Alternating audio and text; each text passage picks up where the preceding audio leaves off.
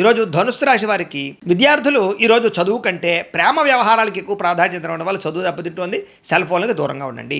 ఉద్యోగస్తులు మీరు చేసే చిన్న పొరపాటు వల్ల ఉద్యోగాన్ని కోల్పోయే అవకాశం ఉంది, జాగ్రత్త.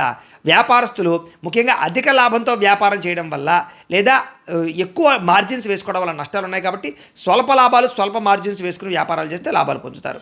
స్త్రీలకి పరపురుష వ్యామోహం వల్ల సమస్యలు, అత్త ఆడపడుచు తోటికోడలు వీళ్ళతో మనస్పర్ధలు కనపడుతున్నాయి. విదేశాల ఉండే భారతీయులకి ఇంటికి రావాలన్న తాపత్రయం పెరుగుతుంది.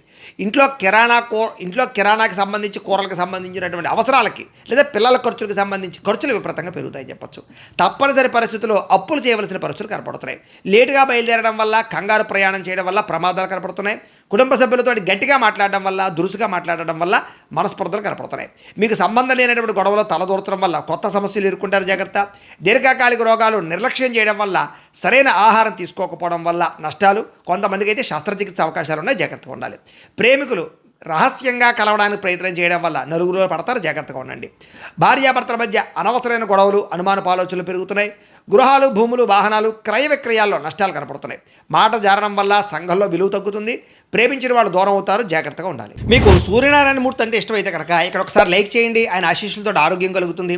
అలాగే రేపటి రాశి ఫలం కూడా మీకు రావాలన్నట్లయితే కనుక సబ్స్క్రైబ్ చేసుకుని ఫాలో అవ్వండి. అలాగే ఇక్కడ కనపడుతున్నటువంటి ఈ లింక్ మీద మీరు క్లిక్ చేసినట్లయితే మీకు ఈరోజు ఇంట్లో సూర్యనారాయణ మూర్తికి ఎలా పూజ చేసుకోవాలో వీడియో వస్తుంది.